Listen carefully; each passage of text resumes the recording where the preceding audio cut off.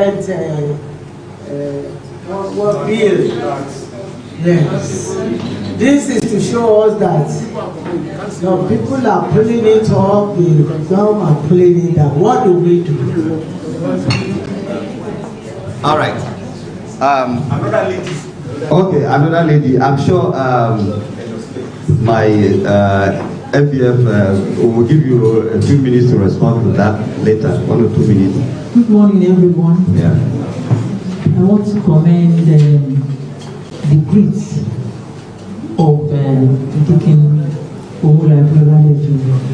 and the organizers of this. My name is Mrs. Biodu Ngozi Obutayo.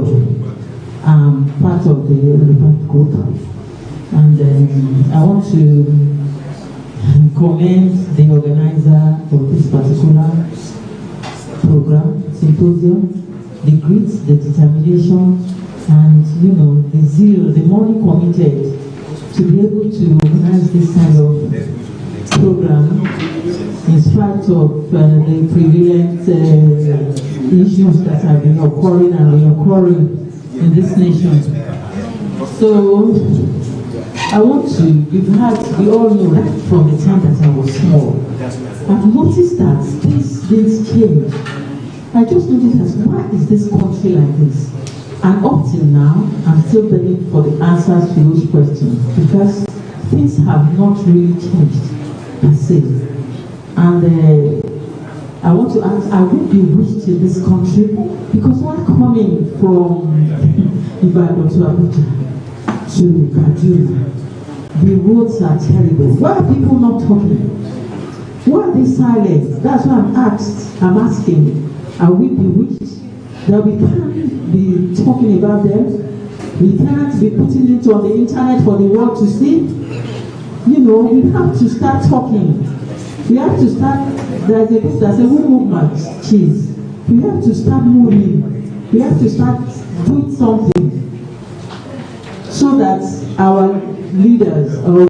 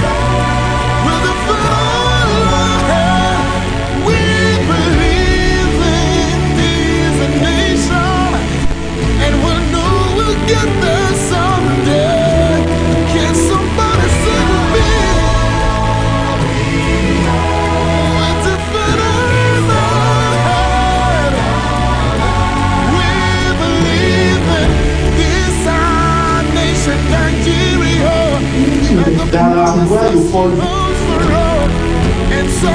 There are a number of them like that. In the master plan, the idea was for them to remain like that. From the north, south, east, and west, somebody say,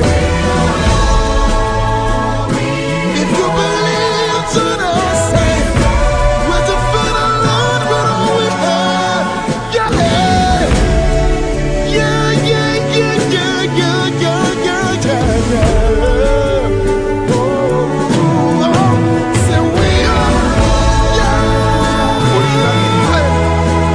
Something strategic for them, and that is why we suggest get 2,000 kilometers and say this is the mayoral, we have a mayor, and then surrounding you create a state for them just like every other person.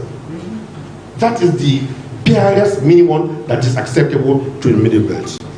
Finally, what do we do with the north that seems to not to be ready? That is the joy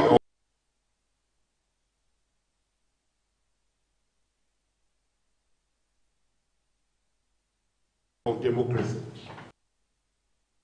Must agree. And one person says he doesn't agree. Democracy is a game of number. The person who doesn't want to go, who others will go. It's as easy as that. But I don't think the North is saying they are not. They were saying so. But I think from your delivery, they are considering it too. Except that everybody, like he said, he submitted, everybody has his own definition of what restructuring should be. The Southwest person has his own definition.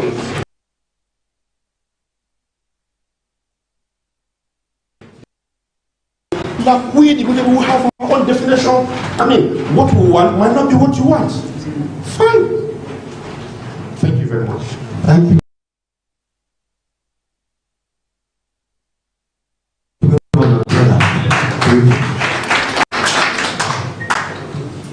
Okay, before I call our brother to wrap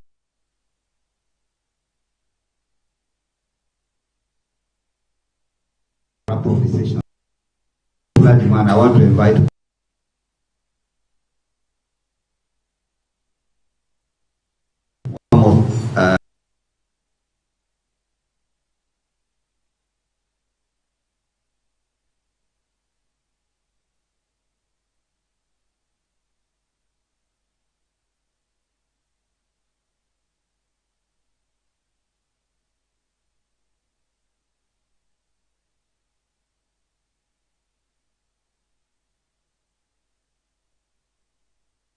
comment, please, and short, straightforward answer. As you come.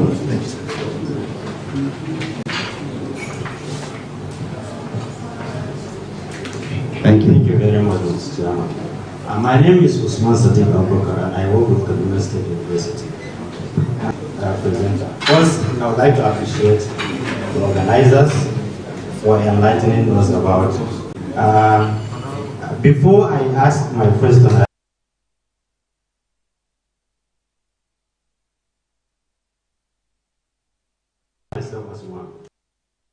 I will have to say that from the way the Nigerian project is going, I am not happy.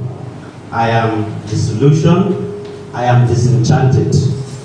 And we want to see some changes done so that an average man in Nigeria will have his life turned for better. And in this regard, is the question of restructuring the answer to our problem? If yes, then I want to know to what extent is this restructuring, for example. You have mentioned that Nigeria has over 250 ethnic groups. And let me share this excerpt from a scholar. It's just a few lines from a scholar. His perspective about restructuring in Nigeria. Reverend Matthew Asafuka, in his book, Witness to Justice. I'm sure many of them have read it here.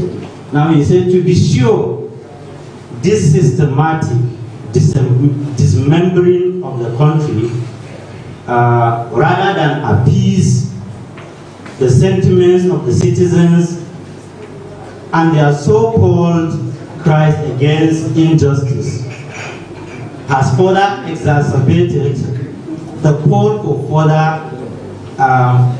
further balkanization. It is logical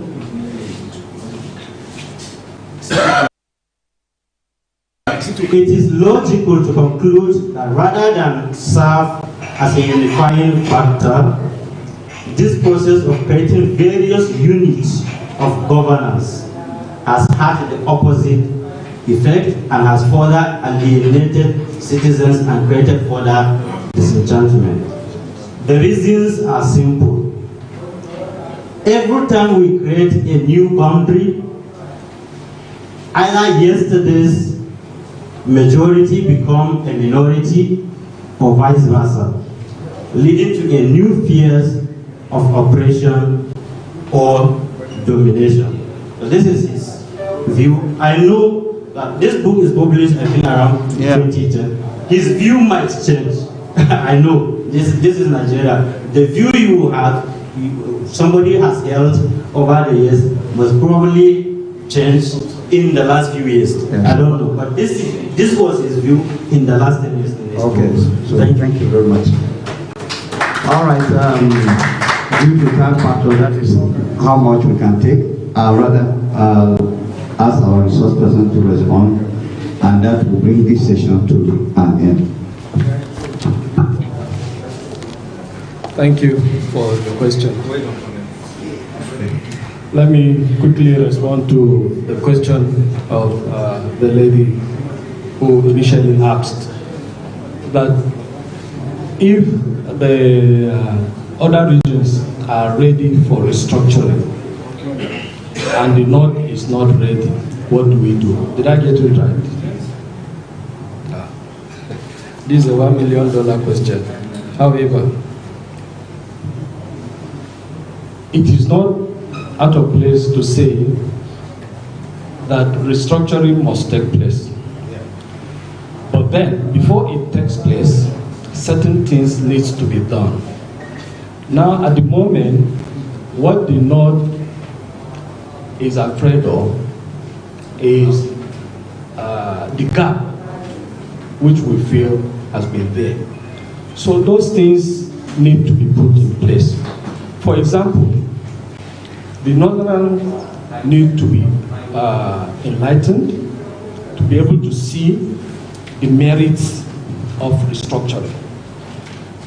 Now, it is believed the Southerners are already somehow ready. The North, having the agriculture, the vast land, arable land for agriculture, and is the mainstay of economic activities. This thing can be put in place. Let the agricultural system be mechanized. People are empowered. We have enough mineral deposit, untapped mineral deposit.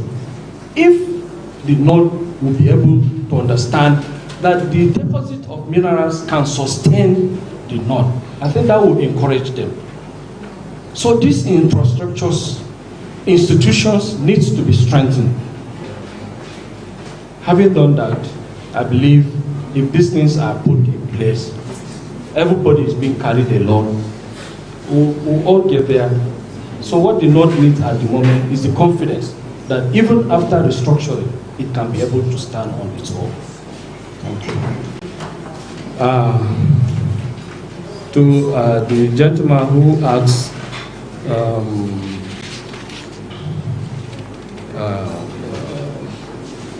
the definition, I mean, the average Northerner. Well, I use that term to, because it's not absolute that everybody is aware of restructuring, and then some people are not aware. There is a thin line. Most Northerners, especially those who are not educated, do not know or understand restructuring. And this restructuring perhaps might have emanated from those the elite. So the elite, I believe, have full understanding of restructuring. But those who are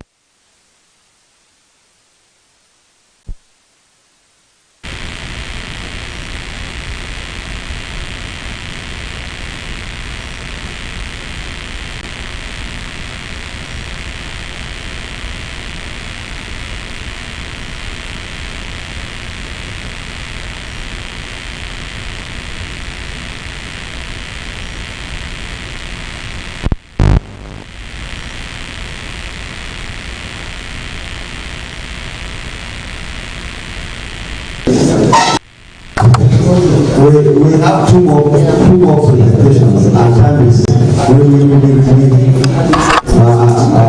fast.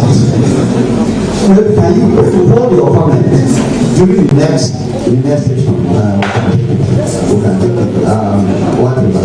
And as we wrap up this session, one of the things that I believe that restructuring is going to bring to Nigeria is accountability. Accountability. Take a census of two states that were created, one in the north and one in the south. At the same time, take the statistics.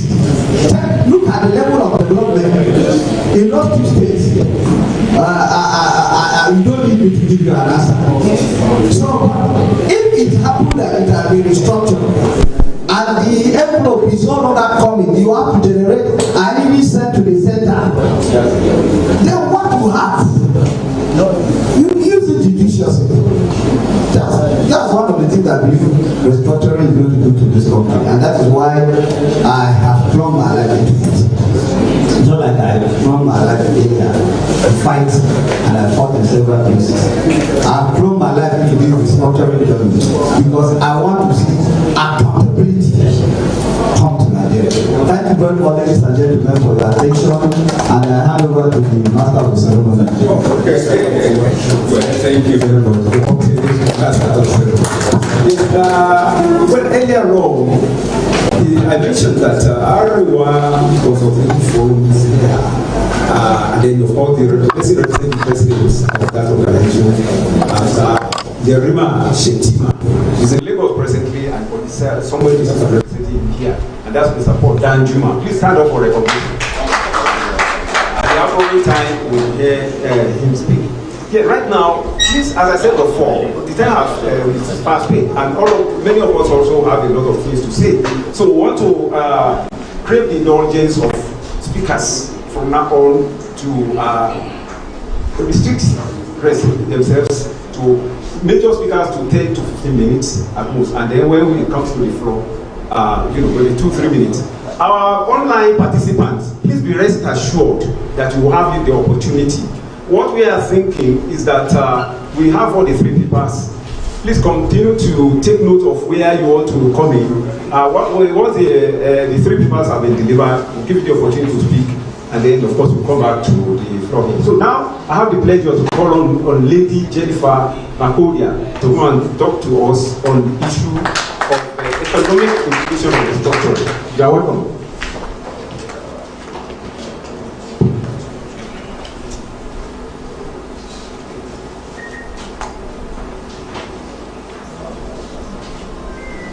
On the existing protocol, I want to welcome you all in to this auspicious symposium taking place in the beautiful city of Kaduna.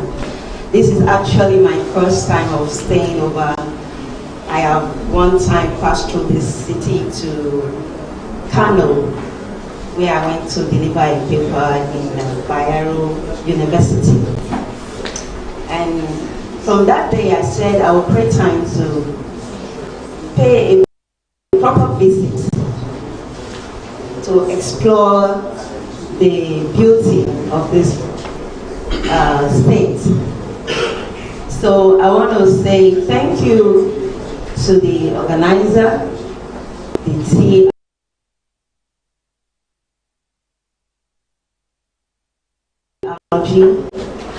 also known as the Rebirth Group. It is actually an arm of the New Nation Enlightenment Foundation, which I am a member. I say thank you for this opportunity to visit again. I am here today to speak on or give my own idea on the topic, economic restructuring for sustainable development, focusing on Nigeria's economic future, addressing issues of resource control by providing adequate strategies for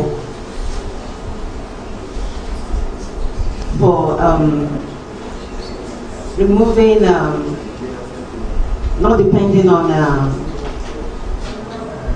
oil, as well as creating the economic policies that will lift marginalized communities, as well as support local industries.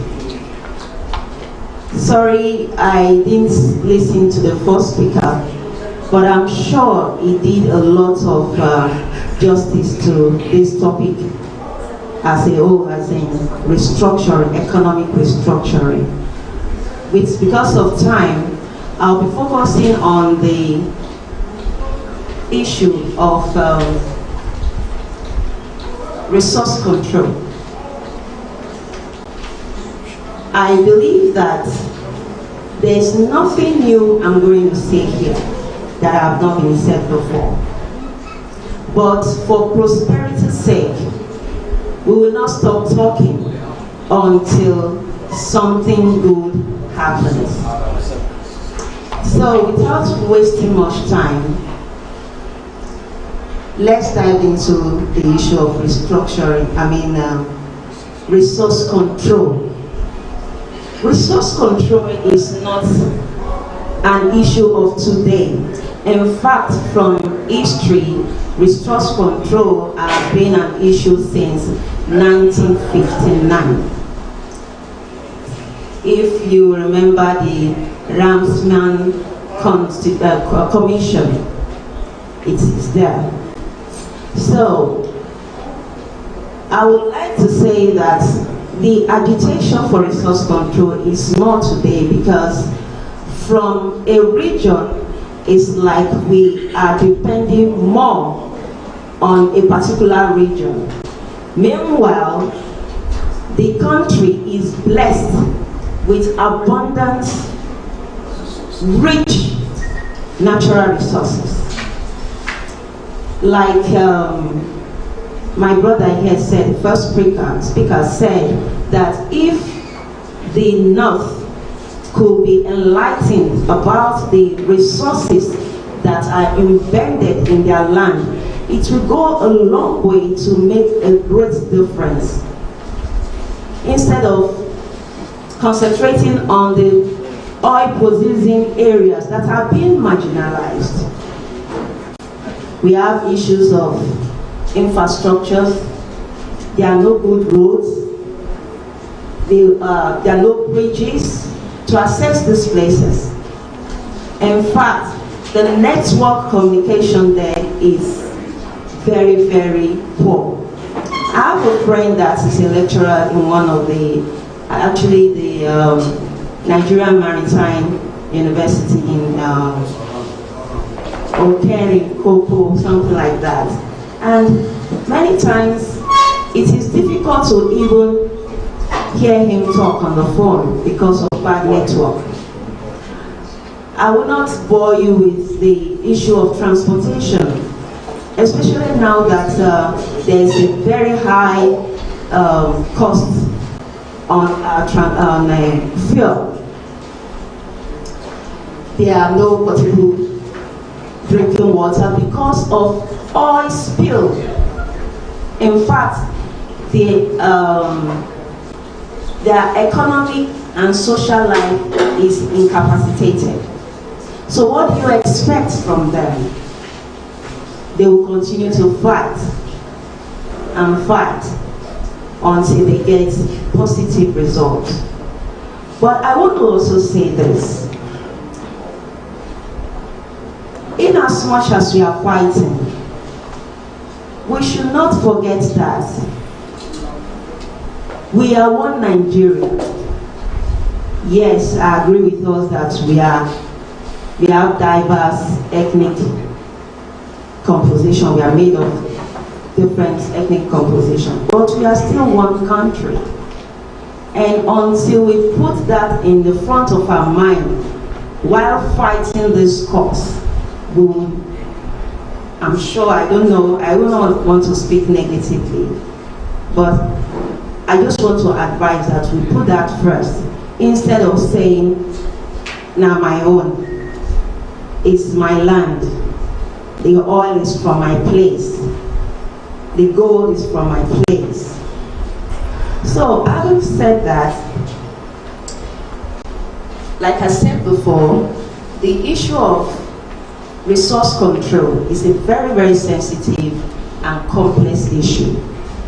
And from discussions that I've had before, informal discussions, many are clamoring for resource control because presently the resource producing areas are tired of the dependency on oil alone or natural gas. Meanwhile, we are blessed in other minerals. For example, gold. We have ginseng. We have, you know that even in Kaduna State, I did a research, and I know that gold and ginseng are found here. What have we done about them? What is the state doing about it? I know we've been clamoring for autonomy. It's not just autonomy in having upper hand in the management and the use of our minerals, but autonomy in terms of the revenue sharing. I want us to look at this critically. Every state should think inward and think of what they can do with the minerals in their states instead of depending on oil just alone. We are blessed. Be blessed beyond our expectations. I'm even sure that there are some minerals that we have not even discovered. What are we doing? I know the government is not helping matters in a lot of ways, but this is the reason why symposiums like this will never stop. We will continue talking and talking. I wouldn't want to waste much of our time, and I just want to add that our greatest problem in this country is corruption. Corruption has eaten deep into the fabrics of our existence. And it's not just the country, I mean the government that is involved. You and I are involved in this. You may think about it in a different way. For example, I learned that, or I know, there are some parents that would rather go and source or look for, what do they call it now? Magic centers. You know what I'm talking about. Yes, miracle centers. This is a form of corruption. Is it the government that is involved? No. It is you and I. So, until we'll make that decision to stand on the path of righteousness, on the path of justice, on the path of the goodwill, we may never move forward. I remember when I was to take my first WAEC, and my father told me, I hope he's watching me right now. He said, you better do everything you can, study very hard, and make sure you gain admission into a private,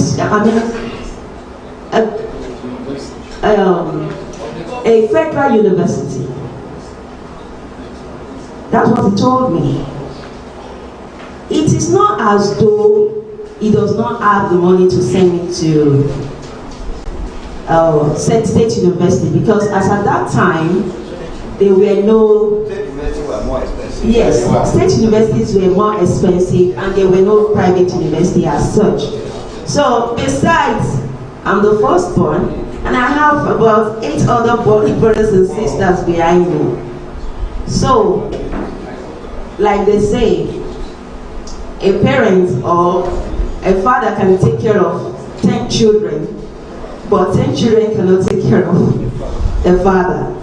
So he knew what he was doing or what he was saying.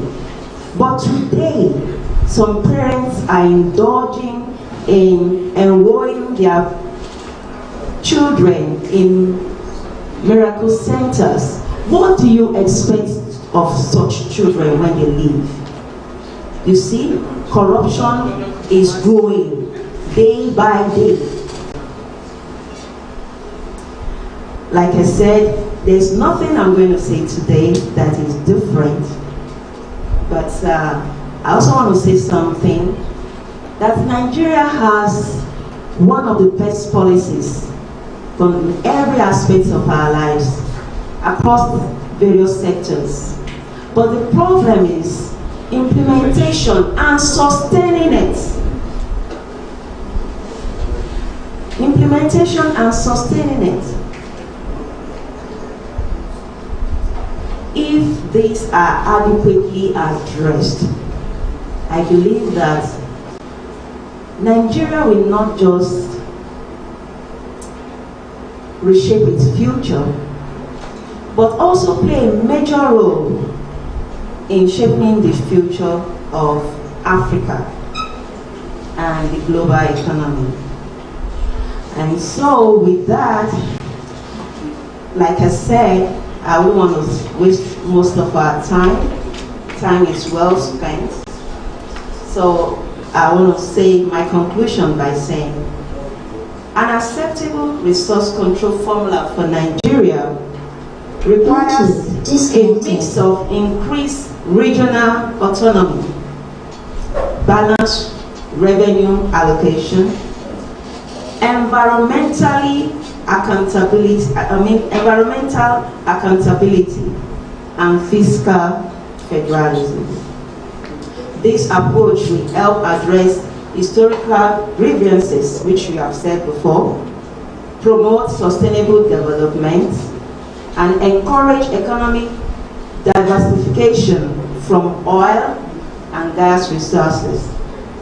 The ultimate goal should be a balanced system that respects the rights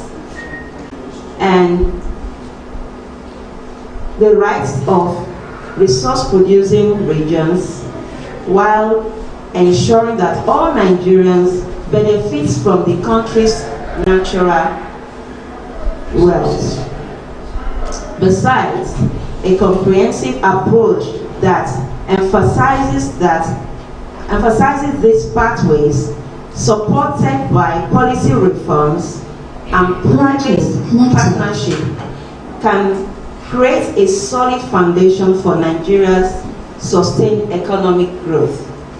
In summary, to ensure a sustainable economic growth, it is essential to combat corruption, like I said, as this will foster efficient resource management, reinforce institutional integrity, and guarantee that economic progress is inclusive for all citizens.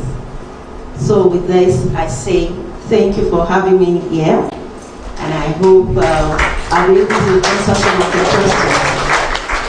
I also hope I did not fail my gender. Thank you.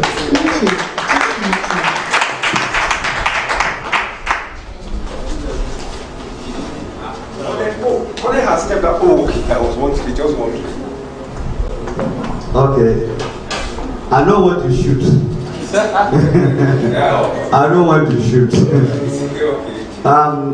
For this well packaged and indeed very exciting and inciting discussion by the lady in the house, to the pride of many other ladies that are seated here, can we give her another round of applause? Okay, so we're going to have an interactive session. We're going to take comments and contribution on how do we manage our resources, how do we control our resources. Let me tear up one aspect. In the north, mining is beginning to take place. Artisanal mining, or whatever. You see Chinese in the remotest of the village. They are doing mining there, and they are taking it to their country. Maybe a few individuals in the state capital have signed paper with them. Nobody knows what is happening, and then the environmental degradation matter is beginning to set in. Nobody is looking at that. So we need to control this. Otherwise, it will continue to be a big issue. So we need to. So how do we manage? What is your point? What is your opinion on our resources? And like you say, emphasizing diversification. It has been oil. But we can make much more money from other resources. So how do we do that? So we're going to take, okay, comment. Okay, let me see the hands. Three. Are you raising your hand? Yes. Okay, that's the fourth person. Okay. Yes. Okay. So one, we'll start with you. Then like that, and end there. Okay, five. Can I have a very good thank you?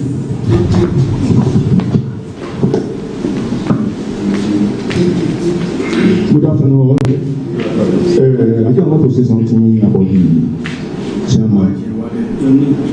My name is Alabi Chief Fasasi Aketende. I'm backing of the Federal Kingdom in Osun State. I'm the president of Osun State in the Kaduna. What I expect the representative of the chairman to say that concerning federal capital, I'm expecting you to set an example. When there is Lagos State as federal capital, at the time we have state governor during Gawa, that is the Mobile Johnson. But if we are fighting for capital authority or without mentioning that in the sample, I'm sorry. Advance your capital plan, federal capital people what to do. Set an example that Lagos State was federal capital during Gawa. And at the same time, Brigadier General Mobile Johnson was the governor of Lagos State. That is Ikeja. Federal state is in Chodamba Bank. Please, no need of bringing no idea as a minister. They can still use the Gwari people. We believe they are the engineers of federal capital. That is the truth. All right. Thank you very much. When I give my microphone, it's like this one is more functional. On resource control, I think we have to start from the family units. We have to start from the family units. Most Nigerians are not godly. They are only religious. But they are too far away from godliness. Starting from the houses of God. I'm a Muslim. I'm a king by name. Starting from the houses of God, the mosque, and the church, we are not godly. We are only religious. Let me take it from there. Look around the country. We have more private universities built by the resources of the mosque in the church. And the members of the church that are downtrodden cannot afford to send their children to the same school.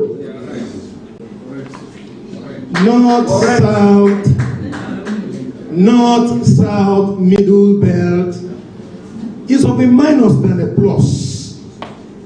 We need to change our orientation. We need to go closer to God. I'm a southern person. We don't have good leaders. Neither are we good followers. Neither are we good followers. Let's start from the mosque. If you belong to any mosque or church for 30, 40 years as a member, you won't get any recognition. No matter how Islamic knowledge you have, no matter the biblical knowledge you have, once a person comes to that mosque and is wealthy, in a week or 3 weeks, he becomes the chairman of that mosque or that church. I was discussing somewhere where I was a discussant yesterday. I said, go check round our spiritual fathers. They are not exemplary. You hardly see where an imam gives sadaqah or zakat. You hardly find where a pastor or a prophet gives out or 10%, but he collects. It's about changing our orientation as citizens of Nigeria. We have bastardized our background, and it starts from the family unit. Let's talk of our region or our state. Is our governor accountable? Is our councillor in our unit accountable? Is our chairman local government accountable? Is our imam in the mosque accountable? Is our pastor in the church accountable? Where you want to pretend you are godly, you have flip of jeep, flip of cars. And I was in Lagos someday, somebody went to church and he came back and he didn't come with his watch. I asked him, he said, I've sown a seed with it. I said, you are idiotic, nonsensical, and you are mediocre. So in a nutshell, I want to beg us all from this all, because it starts from our family unit. It starts from us. We need to change our orientation as a people. We need to change our orientation as an individual. And thank God we are converging here for a rebirth. And that's why I employ the convener and every organizer of this program. But honestly, let us have self-reflection to have resource control. It's about chain of connection from family unit to school to mosque to higher institution and public offices. Thank you, and teachers. Thank you very much.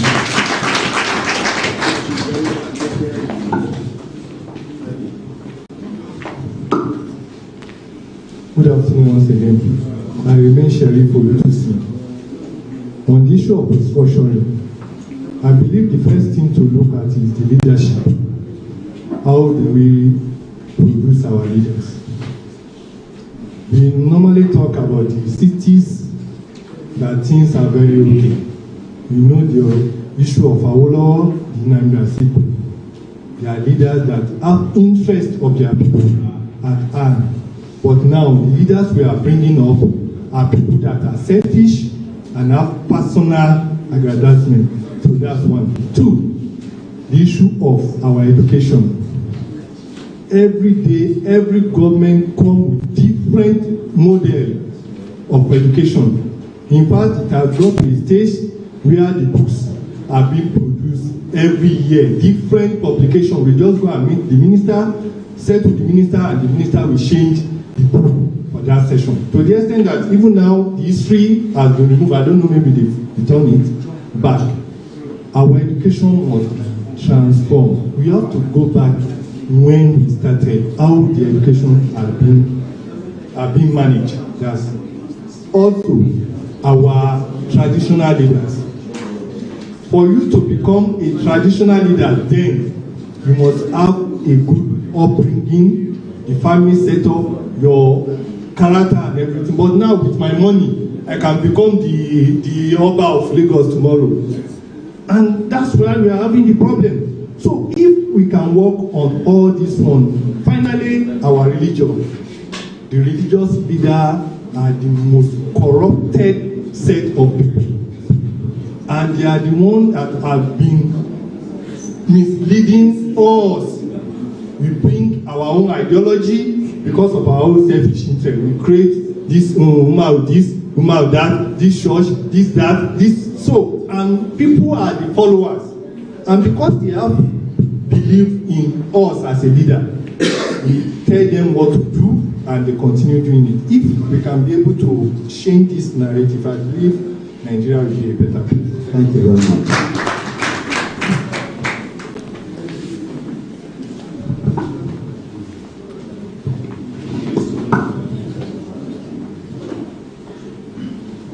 Good afternoon, everyone. So first and foremost, I'm overwhelmed with joy to be part of this program. So because the issue of restructuring has been my area of interest, so when it comes to Nigerian politics, I agreed that Nigeria needs to be restructured because I have made a series of publications so that appeared in the national dailies. I think about 5 publications that both appeared in Daily Trust and Blueprint newspaper. Yes, although the Southwest, they are the inventors of the issue of the restructuring, because since in the 70s, so they have been clamoring for the issue of restructuring. They are clamoring for their own tax system, legal system, education system. And of course, the South, they are clamoring for resource control. The North Central, they are clamoring for the issue of the superior treatment to be abolished. The Southeast, they are clamoring for more states because the structure. So if there is no sincerity of purpose, so nothing will change. So that is just the fact. So the only problem of Nigeria is leadership. It is the failure of leadership. So even if Nigeria is restructured, so if we don't have sincerity of purpose, so we will just go back to thank you.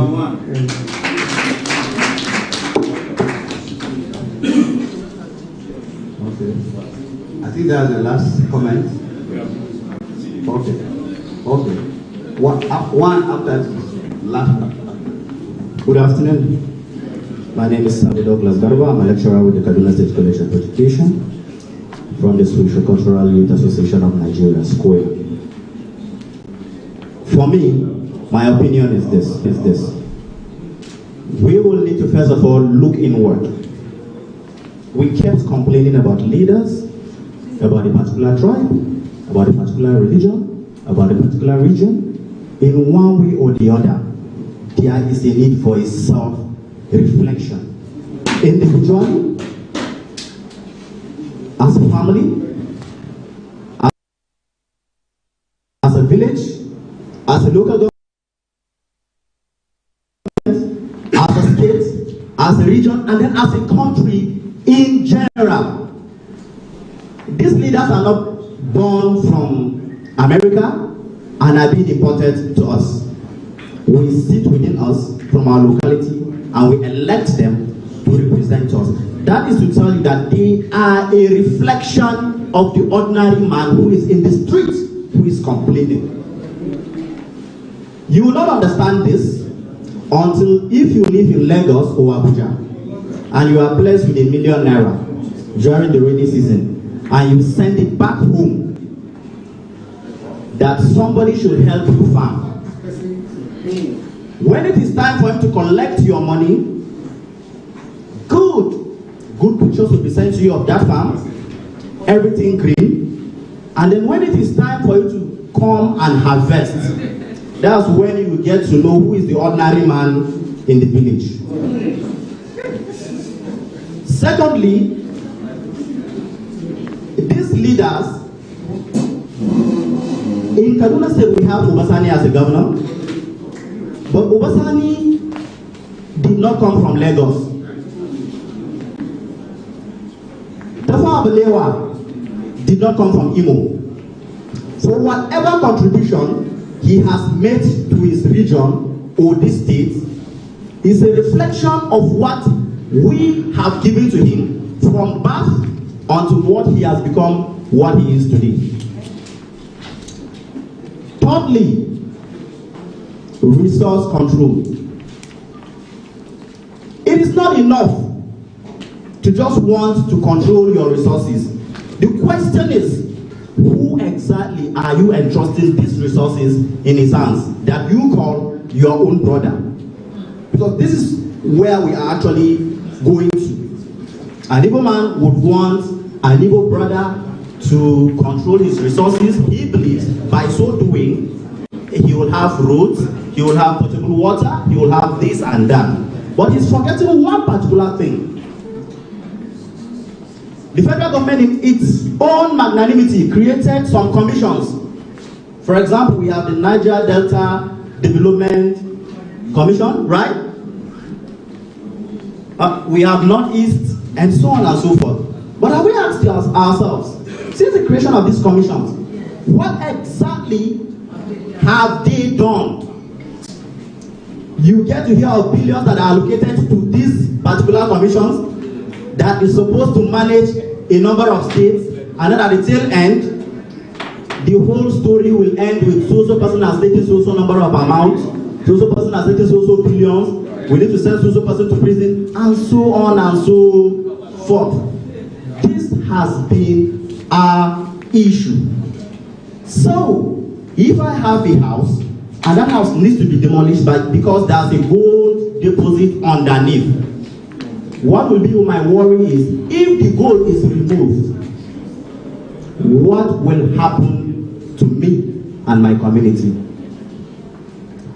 Like I said, I'm a lecturer with the Kaduna State College of Education, and if you are familiar with where that College of Education is, you realize that you need to be a man to be able to live in that particular community because of insecurity, and this insecurity is as a result of the deposits we have underground, and these deposits are not being mined by any serious organization, but the locals who will come, dig it up, sell it, use the money, maybe drink, buy food, buy beer, tomorrow the same thing.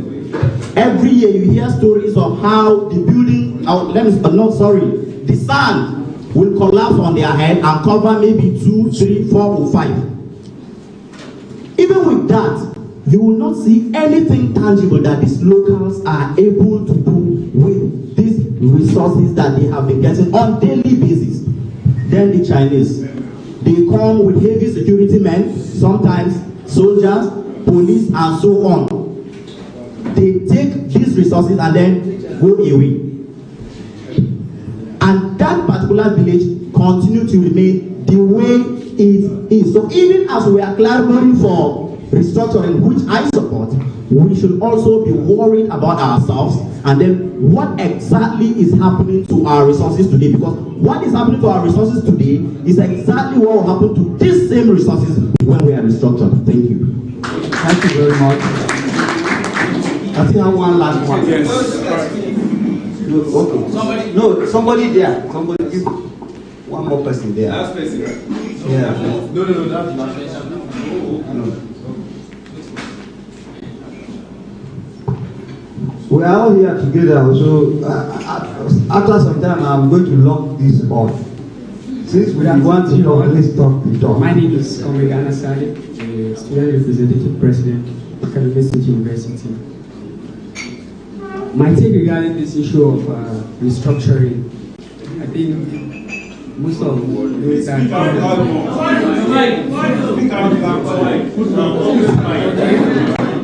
that commented before me have said it.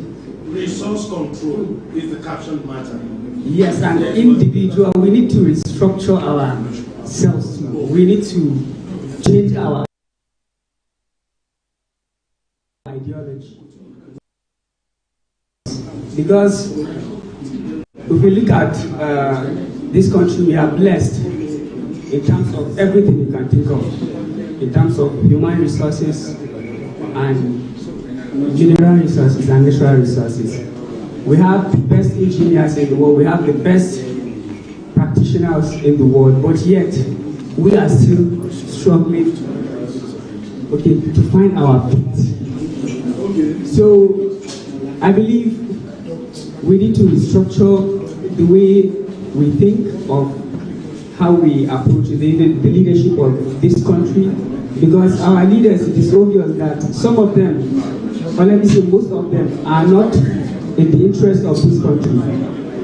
And they are the ones leading all these institutions which give chance for you to come and participate in the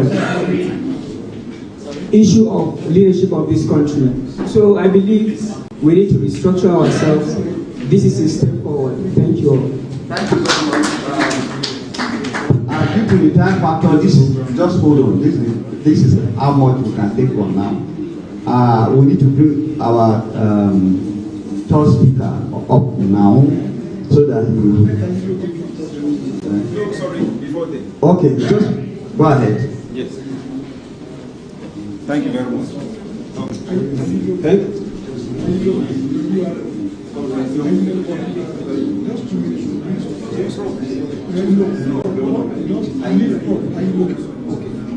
First of all, I want to announce to the House that Alhaji Hassan, who had head challenge here a few minutes ago, has fully recovered.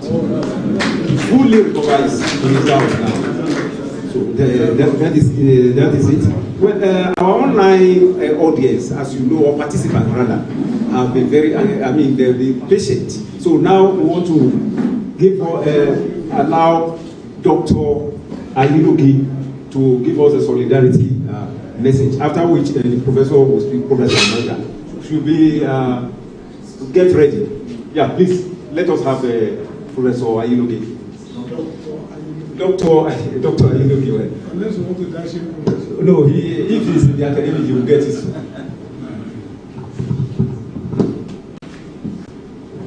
Please speak. No, it's the essay. After the essay.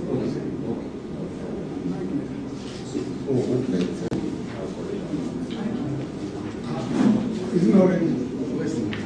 Can we hear the voice of Dr. Ayilogi, please?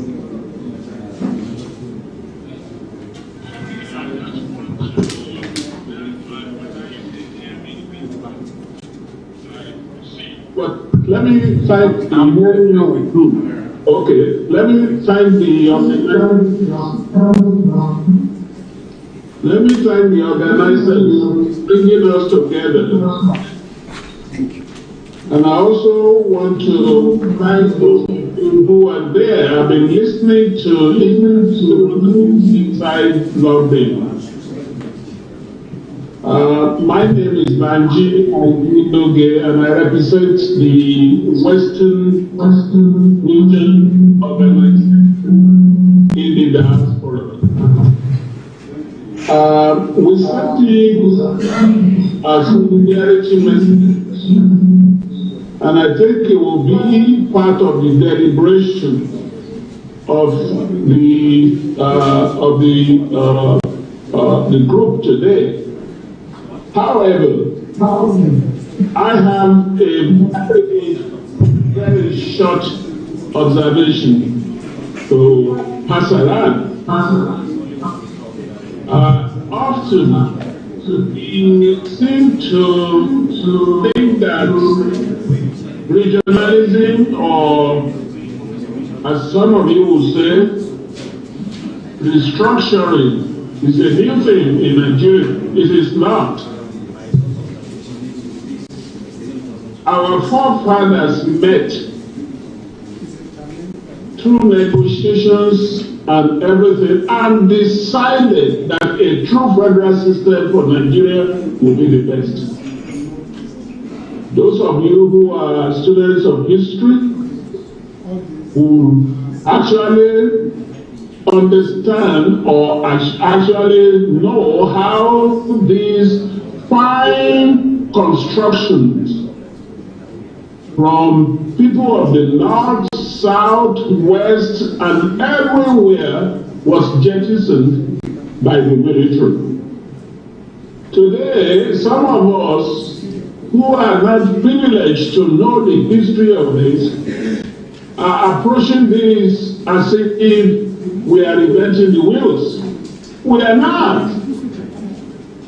All we are saying is that the only time that every segment of our society got together to decide the future of Nigeria was the period before independence.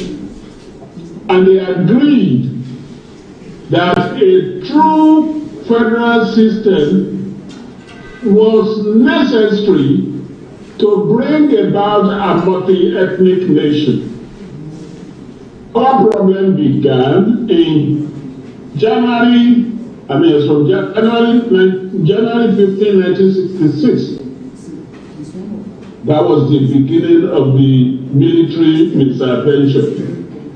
Now, I don't want us to belabor some of these issues because the listening to people talking about revenue formula and all that. Let's return to where we started. And then from there, we can look at the documents and make suggestions as to how to proceed, and have a country. The country was much more united pre and immediately after independence than it is now. And that's for a reason. That the principal ethnic groups in Nigeria have been busy for the last 60 years or 64 years. And they've been busy not even competing. They were competing before. Now they are trying to take over from each other. They want to best each other. And that is the root cause of the problem. If we take a look at that problem this way, we may be able. Right now we hear, the north is this, the south is this, the east is this, and all that. We don't even call ourselves by geographical.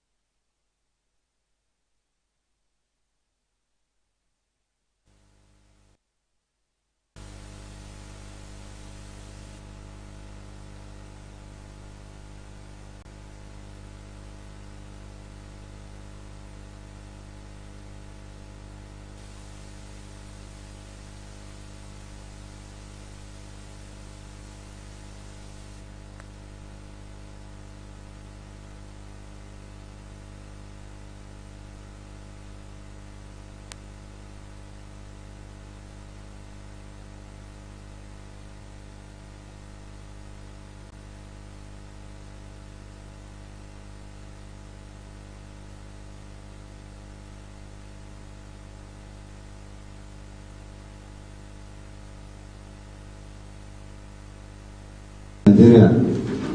I'm based in Abuja for your information, so you can easily trace me. All right. What is supposed to happen is after this comment, we're supposed to bring up the speaker to make a sum up. But we are reserving that because our next speaker is already running out of time because of the schedule. So we are bringing up Honorable Yusuf Idris Amoke for his presentation. Thank you, Honorable.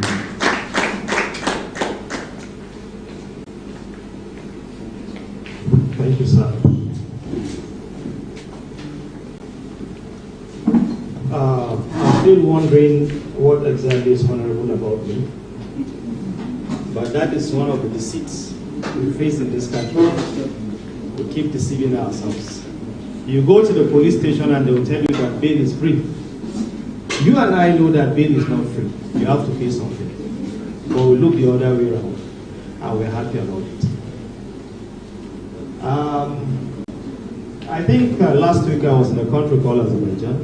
I never heard of that country, not until what was taking me to that country came up. And I was thinking, what country is that? Okay, let me just go reluctantly. But when I went to the country, I was so surprised that a country that is not heard of is a country that is not heard of is as good, as organized as this.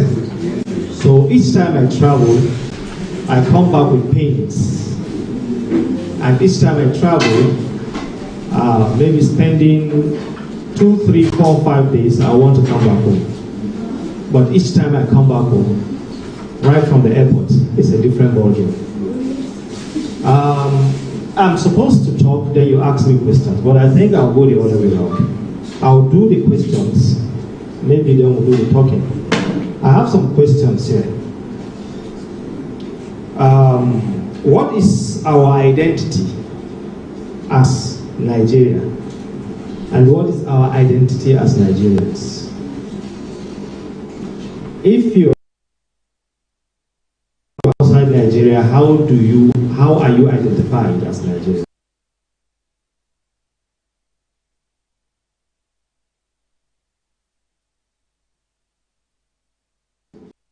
Then within, how do we identify ourselves? What is our identity? What is the question of identity? What is your identity? What is your identity? And is it your tribe, your religion, your region, or your class? What is your identity? Then is restructuring the problem? What is the problem? Then the next question is, how do you win elections in Nigeria? How do you win elections? If you want to win elections, contesting for councillor or, sorry? This is a puzzle. Just let's keep ringing and working in our brains, in our heads. So I think we should be more practical. Then I think the next question is, when you win election, what are the expectations from friends, from families, and the general public? Maybe it's not all of us that have won elections before, but if you have, or you are close to someone who has, or you have a friend who has, what are your expectations from him? Then, who is a politician? Because I've had a lot of questions around politics. The politicians this, the politicians that. Maybe they came from Mars or from Jupiter. So we need to know who are these politicians. Then what is government? Then do we have bad government or bad people? Is government like this house that we're living? Is it like one road that we see, or is abstract? What is government? Are government organized by animals or by people? Who are these people? Are they from America, China, or Niger Republic? So what is government? Then the next question is We've had issues of restructuring, right? We have the Niger Delta Development Commission, like we said. We have Ministry of Niger Delta, and we have 13% derivative, all to the Niger Delta region. Has it changed anything? I don't think so. Then the next question is, has the creation of more states solved our problem?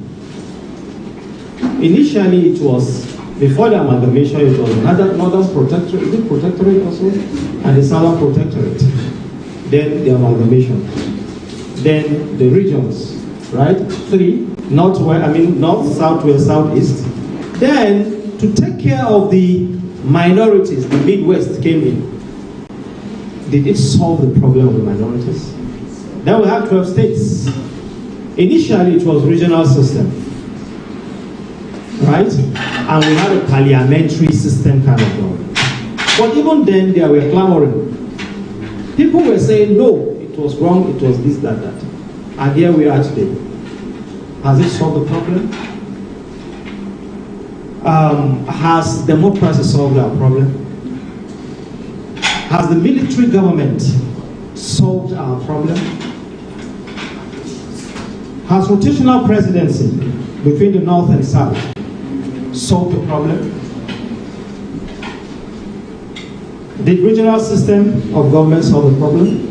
These are questions I think that we should ask our conscience. And as soon as we are able to attempt to answer some of these questions, then we have an input. Each of the region has its strengths and its weaknesses. Why don't we look at, instead of geopolitical regions, why don't we look at geo-economic regions? When the Igbo man comes and tells you that he has 5 states, and you from the other regions have more than 5 states, does it not want to be listened to? It should be listened to. When the guy from the north, maybe far north as the case may be, complains of poor education, diseases, and the rest of them, I think he has a right to be listened to. So it's because I think we are very bad people. Very, very bad. I mean, extremely bad people. That is why we have bad governance. And that is why we have bad governance. My brother, the lecturer from Gidonwa, Sabo Douglas, came here and talked about that. My brother Jabir Usman, the prolific writer, has been writing about that. But each time you say, it is not the government that is bad, everybody comes on you because maybe you are in the government. But the reality is that I'm in government today, but tomorrow certainly I will not be in government. Yesterday some people were in government and today they are not. I always give example with the pensioners. You find them queuing up, 80 years, 90 years old.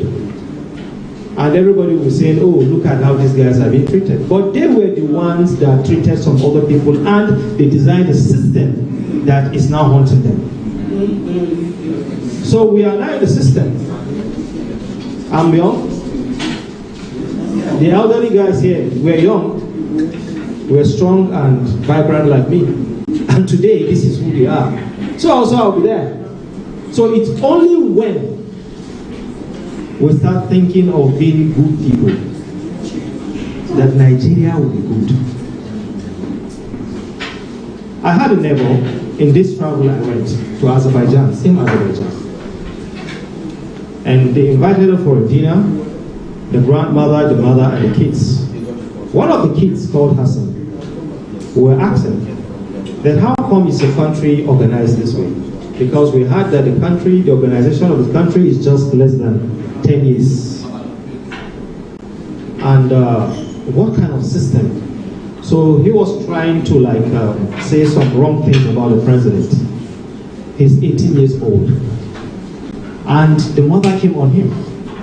And the grandmother came on him. What that means is, automatically he changed his tone. and started saying good things about his president. Because we are strangers. We shouldn't know their bad parts. I'm telling you about just a family unit, not the system in general. But in the case of Nigeria, we are the ones that will write to United Nations and tell us that our president is the baddest guy in town.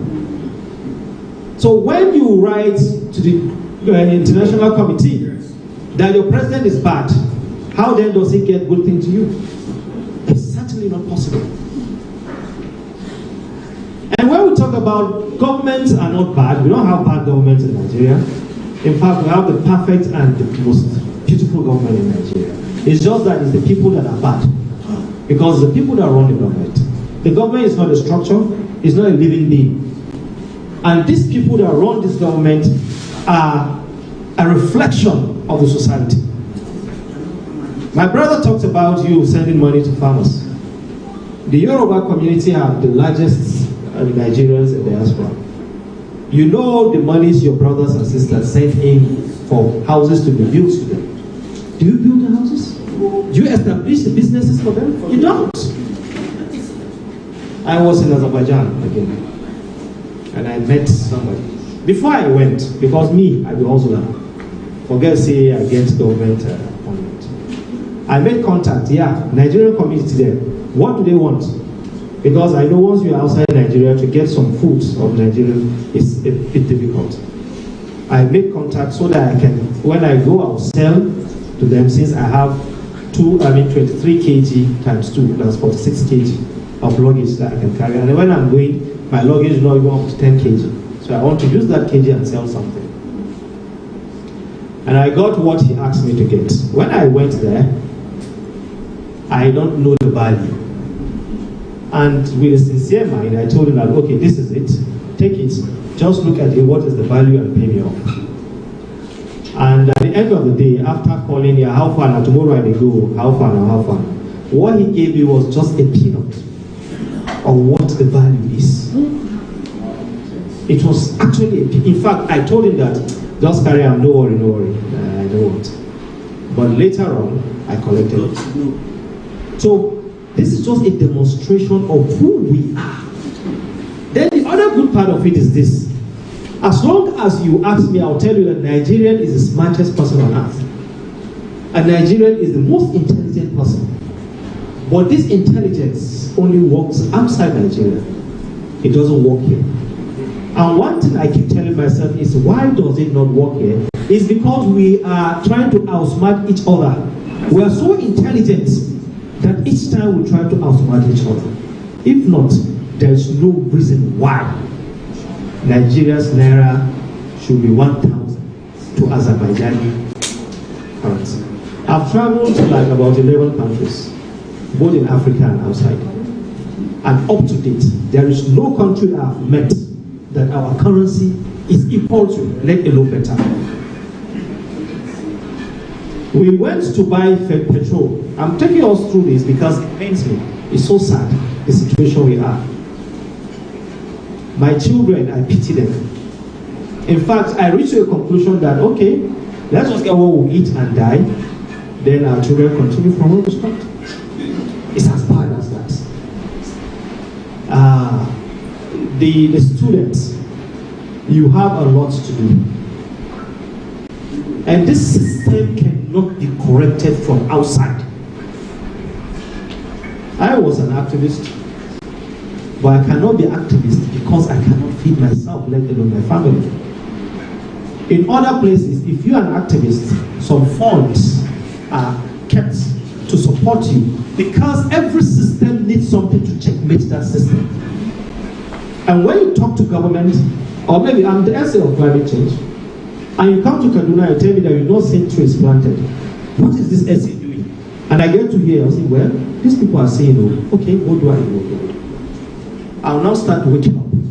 But when everybody is sleeping, I'll think I'm doing the best for everybody while I'm not doing anything. So the question of restructuring is a question of psychological restructuring.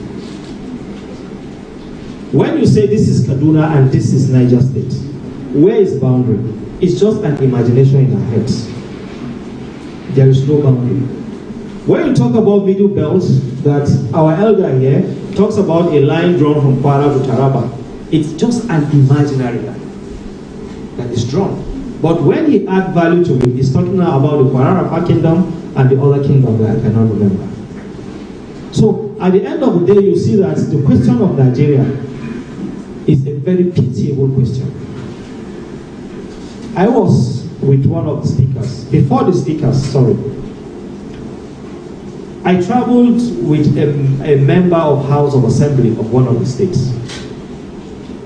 And I was surprised when he was lamenting to bad governance. Member of House of Assembly, a lawmaker, lamenting. That's serious. So I now met a speaker of a state in Azerbaijan. While we're having one-on-one conversation, he was lamenting more than you about leadership in Nigeria. I said, the speaker, it's not making sense. I met a commissioner of a state. What he was saying was worst, because I was telling him that in your state, if you can do this, that, and that, you can. He said, will they allow us to do it? A commission. So if a council, an executive council member will be frustrated that he cannot do it, I swear, if you ask a governor, he will tell you that he's also frustrated. Wallahi tallahi. If you ask a governor, in fact, ask the president, he will tell you that he's frustrated. So who is frustrated? Who? That's the question. Who is frustrating who? And I have an idea to the answer. Only if you will listen to me. I had contested for elections for local government chairmanship, and I once contested for Deputy National Organizing Secretary of APC. Now, while you are contesting, you have to pay everybody. Practically.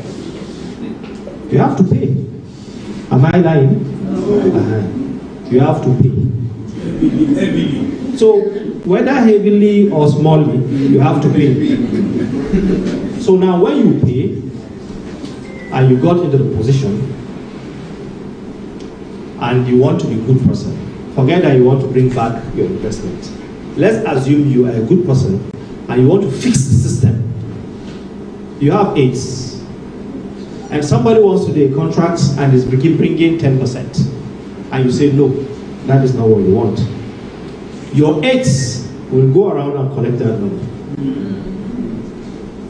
And when they collect the money, your aides will certainly influence your decision whether you like it or yes.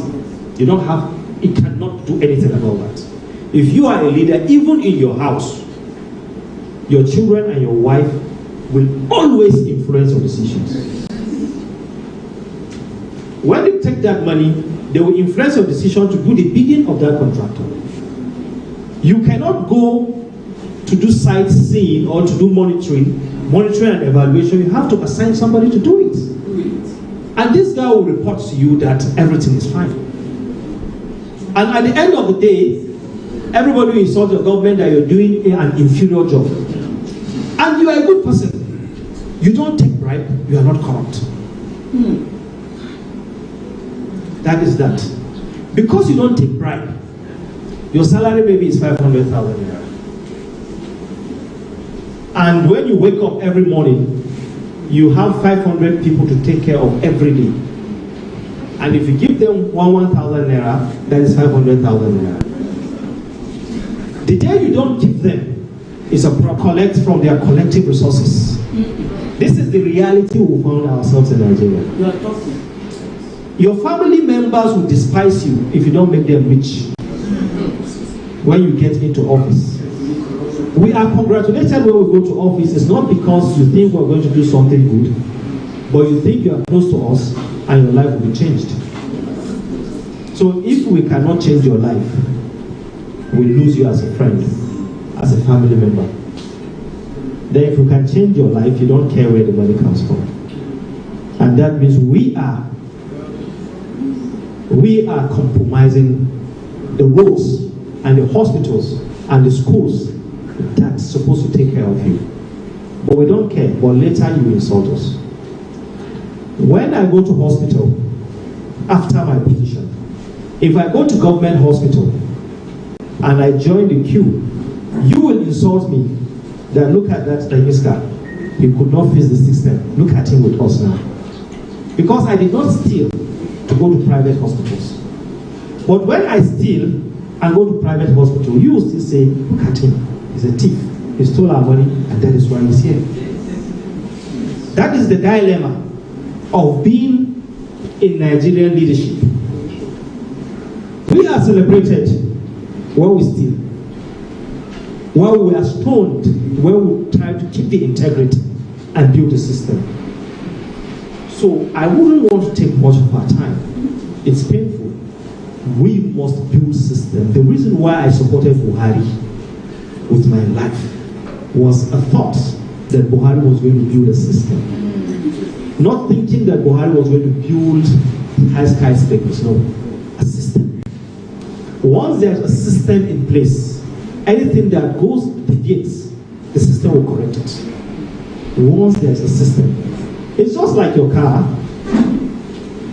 If I ask you what is the most important part of the car, the most important part of the car, maybe somebody will say the engine. Okay, the engine is very important. What if the tires are not there? Would it move? It wouldn't move. In fact, don't even go back to the tire. There's one small screw there, or one small valve, or one small thing. If it's not there, it will not move. That means if that small thing is faulty, it will alert the system, and you have to fix it. So that is what we need in Nigeria. Let me conclude on this, sir. I took a cab from point A to point B. You know, on our roads, we have this media separator, right? This concrete we built to separate here from here. So over there, I'm still talking about Azerbaijan. It pains me so much because nobody knows about that country. But that country is very organized, doing very, very well. If you go through their houses, you see pipes. I saw pipes connected through all their houses. As pipe of water board was connected to our houses those days, or as NEPA is connected to our houses, that is how pipes were connected to their houses. Gas, which we have in abundance. I was moving from point A to B, then there was a line drawn instead of media separator. In Nigeria. Yes. No, not that they don't have also media separators, but this particular spot, I saw it. There was a line drawn. These vehicles were coming here, these were going this place. And there was hold up where we were. Wallahi tallahi, it shocked me. This driver did not cross that line. He has to go to the point where the U-turn is to take the U-turn. We had to endure the hold up to go through there. If he crosses the line, the system will checkmate him. I was traveling to Niger. Everybody knows that. The police on the road, on the highway, they don't stand on the road to tell you stop. They are seated somewhere. There's a thin rope that is crossing the road. If you like, park your car and come and see them and show them your papers. If you like, go. After you've gone maybe like 30, 40, 50 kilometers, you will return back. Then when you come back, you pay the fines, the penalty, then you do also. When you travel abroad, if I see you in London, you are my brother because you are in Nigeria. If you get out of this country, every Nigerian is brother and sister. But once you leave Heathrow Airport and you are landing Lagos, Murtala Mohammed Lagos, yeah, Salaam Alaikum, my brother, Christian, Muslim, that are the issues we have. And with Nigerians, I don't know what is wrong with us, we hardly learn. You go to America, Obasanjo will carry his bag by himself. You carry it. You don't need any aid to carry his bag. But as soon as he lands at Heathrow Airport, somebody wants to pick up the bag. And everybody, he has gone to somewhere, he has come back to Nigeria. I don't know how much he is ready to implement what he saw. How much is he seated here ready to implement what he saw? We all know it, we all travel, we all see these things. How much are we ready to implement? And the implementation of everything starts from your house. You cannot see somebody else, you say, one wannan Bahaushe ne, wannan Yarbawa ne. You are talking to your child, and you are now putting this ideology into that child. As this child keep growing, he comes with the ideology. Once he sees you, he identifies you with your tribe, and not as a Nigerian. So the education should start from our schools and our homes to tell our children, this is a Nigerian, he is not Yoruba. This is a Nigerian, he is not Bahaushe. This is a Nigerian, he is not Inyamri. When we inculcate this ideology to our children, to know that we are all Nigerians, they will begin to see Nigeria first before our tribe or our religion. In this country called Nigeria, there are so many things you cannot get because of your religion. So many things you cannot have access to because either you're a Muslim, either because you're a Christian. And a country that wants to make progress does not reason like that. I traveled to Israel and I went to Egypt. In that country, the leader, I am a Christian, our team leader, I knew he's a Muslim. The way he was moving into churches and churches and churches, and by the time he now told me that he's a Muslim, I said, a Muslim? He said, in this country, we don't segregate. He said, I now asked him, there's a problem in Israel, the Palestinians. He said, this is politics. He said, we celebrate Christmas in Bethlehem together, and we celebrate Salah together in Bethlehem. We go to the same school, we sleep in the same house. It may be shocking and surprising because those who have not traveled, there's a Ghanaian say, Ogala Lord, travel and see. Most time is ignorance that is worrying us. And our elite are the problem of this country. Both the political class and the religious class. Because if the man can come to the mosque and tell people in the mosque the truth, they will carry that ideology out. If a pastor can come to the house and tell people the truth, they will carry that ideology to the house. If a father can come and tell the child the truth, he will go